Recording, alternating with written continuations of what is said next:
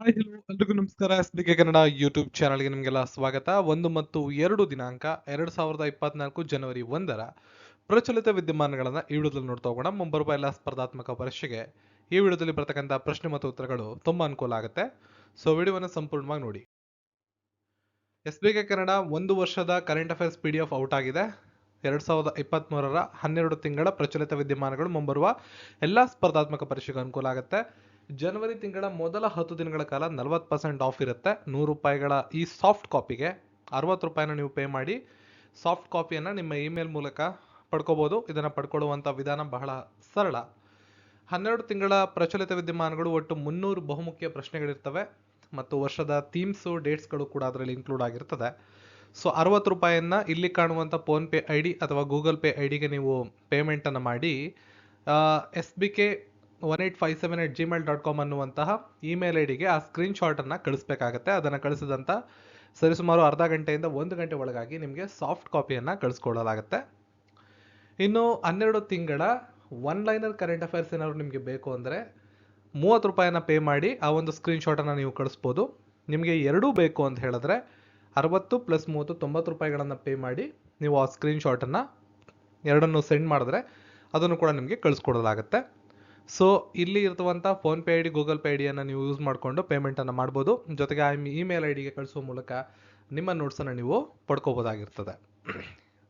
So ಕಳೆದ ವರ್ಷದ PDF ಯಾರಿಗಾರು ಬೇಕು ಅಂದರೆ 12 ತಿಂಗಳ ಪ್ರಚಲಿತ ವಿದ್ಯಮಾನ ಕ್ವಿಕ್ ರಿವಿಷನ್ಗೆ ಪರ್ಚೇಸ್ ಮಾಡ್ಬೋದು. ಸೊ ಜನವರಿ 11ರ ನಂತರ ಈ PDF ಒಟ್ಟು ಮೌಲ್ಯ ₹100 ಆಗುತ್ತೆ. ಪ್ರೆಸೆಂಟ್ಲಿ ಇದು ₹60 ಇದೆ ವರ್ಷದ ಪ್ರಚಲಿತ ವಿದ್ಯಮಾನಗಳು. ಸೊ ಇವತ್ತಿನ ಪ್ರಶ್ನೋತ್ತರಗಳನ್ನು ಶುರು ಮಾಡೋಣ. ಯಾವ ಕ್ರಿಕೆಟ್ ಆಟಗಾರನಿಗೆ ಅರ್ಜುನ ಪ್ರಶಸ್ತಿಯನ್ನು ನೀಡಲಾಗುತ್ತೆ? ರೋಹಿತ್ ಶರ್ಮಾ, ಮೊಹಮ್ಮದ್ ಶಮಿ, ಸೂರ್ಯಕುಮಾರ್ ಯಾದವ್, ಶುಭ್ಮನ್ ಗಿಲ್. ಪ್ರಶ್ನೆಗೆ ಸರಿಯಾದ ಉತ್ತರ ಮೊಹಮ್ಮದ್ ಶಮಿ. 2023ರ ODI ವಿಶ್ವಕಪ್ನಲ್ಲಿ ಅತ್ಯುತ್ತಮ ಪ್ರದರ್ಶನವನ್ನು ನೀಡಿದ ಕಾರಣಕ್ಕಾಗಿ ಮೊಹಮ್ಮದ್ ಶಮಿ ಅವರಿಗೆ ದೇಶದ ಪ್ರತಿಷ್ಠಿತ ಕ್ರೀಡಾ ಪ್ರಶಸ್ತಿಯಾದ ಅರ್ಜುನ ಪ್ರಶಸ್ತಿಯನ್ನು ನೀಡಿ ಗೌರವಿಸಲಾಗುತ್ತೆ. ಯುವ ವ್ಯವಹಾರಗಳು ಮತ್ತು ಕ್ರೀಡಾ ಸಚಿವಾಲಯ 2023ರ ರಾಷ್ಟ್ರೀಯ ಕ್ರೀಡಾ ಪ್ರಶಸ್ತಿಗಳನ್ನು ಪ್ರಕಟ ಮಾಡಿದೆ. ಮೊಹಮ್ಮದ್ ಶಮಿ ಸೇರಿದಂತೆ 26 ಆಟಗಾರರಿಗೆ ಅರ್ಜುನ ಪ್ರಶಸ್ತಿಯನ್ನು ನೀಡಲಾಗುತ್ತೆ. ಜನವರಿ 9ರಂದು ರಾಷ್ಟ್ರಪತಿ ಭವನದಲ್ಲಿ ವಿಶೇಷವಾಗಿ ಆಯೋಜಿಸಲಾದ ಸಮಾರಂಭದಲ್ಲಿ ನಮ್ಮ ರಾಷ್ಟ್ರಪತಿಗಳು ಆದಂಥ ದ್ರೌಪದಿ ಮುರ್ಮು ಅವರು ಈ ಪ್ರಶಸ್ತಿಯನ್ನು ಪ್ರದಾನ ಮಾಡಲಿದ್ದಾರೆ. ಮುಂದಿನ ಪ್ರಶ್ನೆ, ಅಂಟಾರ್ಟಿಕಾದ ಅತಿ ಎತ್ತರದ ಶಿಖರ ಮೌಂಟ್ ವಿನ್ಸನ್ ಅನ್ನು ಇತ್ತೀಚೆಗೆ ಯಶಸ್ವಿಯಾಗಿ ಏರಿದಂಥ ಭಾರತೀಯರು ಯಾರು ಅಥವಾ ಭಾರತೀಯ ಯಾರು? ಅರುಣಿಮಾ ಸಿನ್ಹಾ, ಧರ್ಮಶಕ್ತು, ಶೇಖ್ ಹಸನ್ ಖಾನ್, ಅಂಶು ಜಮ್ಸೆನ್ಪಾ. ಈ ಪ್ರಶ್ನೆಗೆ ಸರಿಯಾದಂಥ ಉತ್ತರ ಶೇಖ್ ಹಸನ್ ಖಾನ್. ಕೇರಳದ ಸರ್ಕಾರಿ ನೌಕರರಾದ ಶೇಖ್ ಹಸನ್ ಖಾನ್ ಅವರು ಅಂಟಾರ್ಟಿಕಾದ ಅತಿ ಎತ್ತರದ ಶಿಖರವಾದ ಮೌಂಟ್ ವಿನ್ಸನ್ನ ಏರಿದ್ದಾರೆ. ಸೊ ಇವರು ಏರಿದಂತಹ 5ನೇ ಅತಿ ಎತ್ತರದ ಶಿಖರ ಇದಾಗಿದೆ. ಮೌಂಟ್ ವಿನ್ಸನ್ ಸಮುದ್ರ ಮಟ್ಟದಿಂದ 4892 ಮೀಟರ್ ಅಂದರೆ 16050 ಅಡಿ ಎತ್ತರದಲ್ಲಿ ಕಂಡುಬರುತ್ತೆ. ಮೌಂಟ್ ವಿನ್ಸನ್ನ ಹೊರತುಪಡಿಸಿ ಅವರು ಇನ್ನೂ 4 ಶಿಖರಗಳನ್ನು ಆಲ್ರೆಡಿ ಏರಿದ್ದಾರೆ. ಅವುಗಳು ಯಾವುದು ಅಂದರೆ ಏಷ್ಯಾದ ಮೌಂಟ್ ಎವರೆಸ್ಟ್, ಉತ್ತರ ಅಮೆರಿಕಾದ ಡೆನಾಲಿ ಪರ್ವತ, ಆಫ್ರಿಕಾದ ಕಿಲಿಮಂಜಾರೋ ಪರ್ವತ ಮತ್ತು ಯುರೋಪ್ನ ಎಲ್ಬ್ರಸ್ ಪರ್ವತ. ಮುಂದಿನ ಪ್ರಶ್ನೆ, ಭಾರತದ ಮುಂಬರುವ ಗಣರಾಜ್ಯೋತ್ಸವಕ್ಕೆ ಮುಖ್ಯ ಅತಿಥಿಯಾಗಿ ಯಾವ ದೇಶದ ಅಧ್ಯಕ್ಷರು ಬರಲಿದ್ದಾರೆ ಅಥವಾ ಯಾವ ದೇಶದ ಅಧ್ಯಕ್ಷರನ್ನು ಆಹ್ವಾನಿಸಲಾಗಿದೆ? France, United States, Germany, Russia. So ಪ್ರಶ್ನೆಗೆ ಸರಿಯಾದ ಉತ್ತರ ಫ್ರಾನ್ಸ್ ದೇಶದ ಅಧ್ಯಕ್ಷರು ನಮ್ಮ ಗಣರಾಜ್ಯೋತ್ಸವಕ್ಕೆ ಬರ್ತಾರೆ. ಭಾರತದ 2024ರ ಗಣರಾಜ್ಯೋತ್ಸವದ ಪೆರೇಡ್ನ ಮುಖ್ಯ ಅತಿಥಿಯಾಗಿ ಫ್ರೆಂಚ್ ಅಧ್ಯಕ್ಷ ಎಮ್ಯಾನ್ಯುಯಲ್ ಮ್ಯಾಕ್ರನ್ ಅವರನ್ನು ಆಹ್ವಾನಿಸಲಾಗಿದೆ.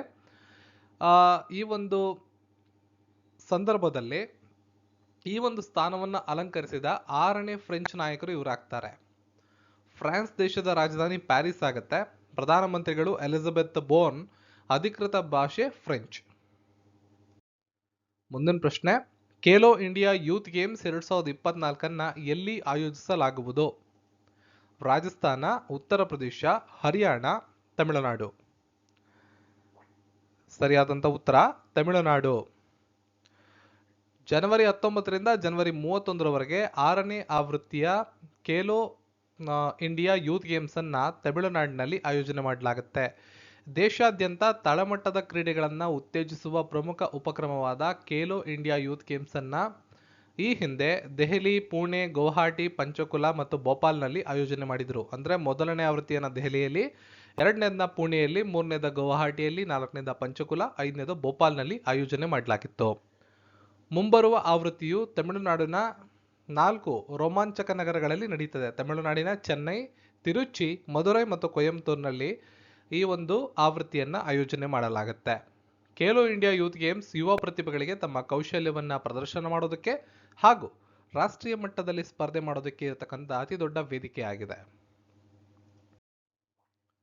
ಅಂತಾರಾಷ್ಟ್ರೀಯ ಗೀತ ಸೆಮಿನಾರ್ ಮತ್ತು ಗೀತ ಮಹೋತ್ಸವದ ಮುಖ್ಯ ರಾಜ್ಯ ಪಾಲುದಾರ ಯಾವುದು?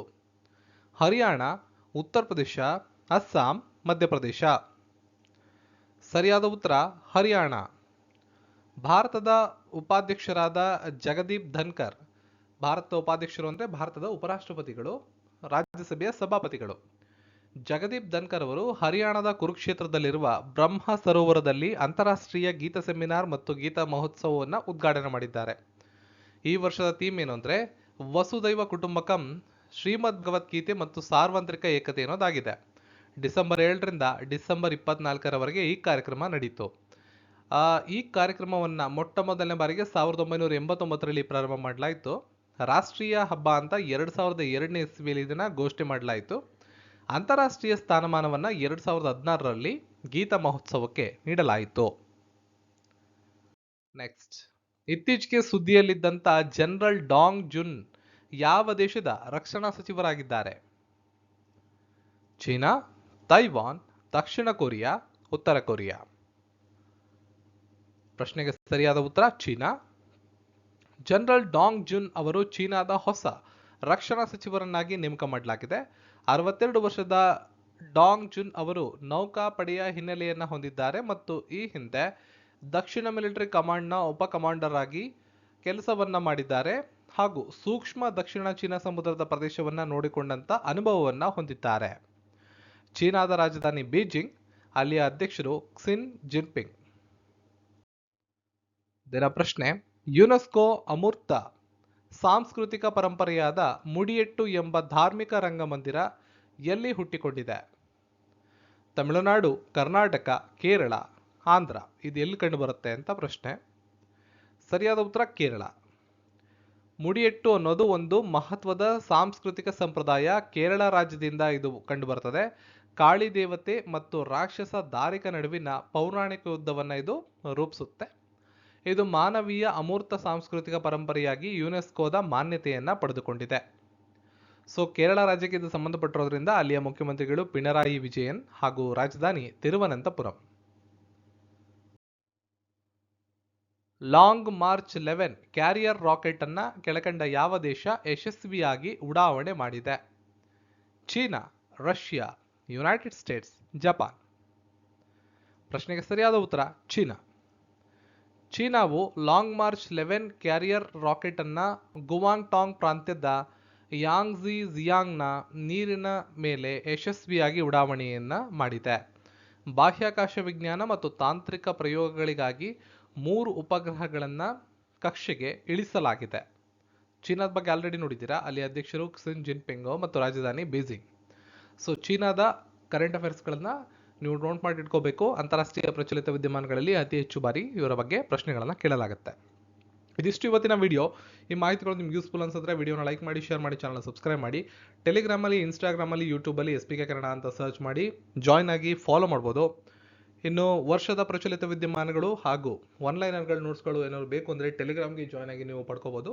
ಅಥವಾ ವಿಡಿಯೋದ ಪ್ರಾರಂಭದಲ್ಲಿ ನಿಮಗೆ ತೋರಿಸಿರ್ತಕ್ಕಂಥ ಐಡಿಗಳ ಮೇಲೆ ಪೇಮೆಂಟನ್ನು ಮಾಡಿ ನೀವು ಆ ಒಂದು ಕರೆಂಟ್ ಅಫೇರ್ಸನ್ನು ಪಡ್ಕೋಬೋದಾಗಿದೆ. ಒನ್ಲೈನರ್ ಕರೆಂಟ್ ಅಫೇರ್ಸ್ ಬೇಕು ಅಂದರೆ 30 ರೂಪಾಯಿ ಇರ್ತದೆ. ಒಂದು ವರ್ಷದ ಒನ್ಲೈನರ್ ಕರೆಂಟ್ ಅಫೇರ್ಸ್ ಆಗಿರುತ್ತದೆ. 300 ಪ್ರಚಲಿತ ವಿದ್ಯಮಾನಗಳು ವಿತ್ ಎಕ್ಸ್ಪ್ಲನೇಷನ್ ಬೇಕು ಅಂತ ಹೇಳಿದ್ರೆ ಕನ್ನಡ ಭಾಷೆಯಲ್ಲಿ ಸಾಫ್ಟ್ ಕಾಪಿ ಬೇಕು ಅಂದರೆ 60 ರೂಪಾಯಿನ ಪೇಮೆಂಟ್ ಮಾಡಿ. ಐಡಿಯನ್ನು ನಿಮಗೆ ವಿಡಿಯೋದ ಪ್ರಾರಂಭದಲ್ಲಿ ನೀಡಲಾಗಿದೆ ಮತ್ತು ವಿಡಿಯೋದ ಡಿಸ್ಕ್ರಿಪ್ಷನಲ್ಲೂ ಕೂಡ ನೀಡಲಾಗಿದೆ. ತದನಂತರ ಆ ಇಮೇಲ್ ಐ ಡಿಗೆ ನಿಮ್ಮ ಸ್ಕ್ರೀನ್ಶಾಟನ್ನು ಸೆಂಡ್ ಮಾಡಿ ನಿಮಗೆ ವಾಪಸ್ಸು ಅಲ್ಲಿಂದ ಸಾಫ್ಟ್ ಕಾಪಿಯನ್ನು ಕಳಿಸ್ಕೊಡ್ಲಾಗುತ್ತೆ. ಇದಾಗುತ್ತೆ ಇವತ್ತಿನ ವಿಡಿಯೋ ಇಷ್ಟ ಆಗಿದ್ರೆ ಲೈಕ್ ಮಾಡಿ, ಶೇರ್ ಮಾಡಿ, ಚಾನಲ್ನ ಸಬ್ಸ್ಕ್ರೈಬ್ ಮಾಡಿ. ಸಿಗೋಣ ಮತ್ತೊಂದು ವಿಡಿಯೋದಿಂದ. ಎಲ್ರಿಗೂ ಧನ್ಯವಾದಗಳು.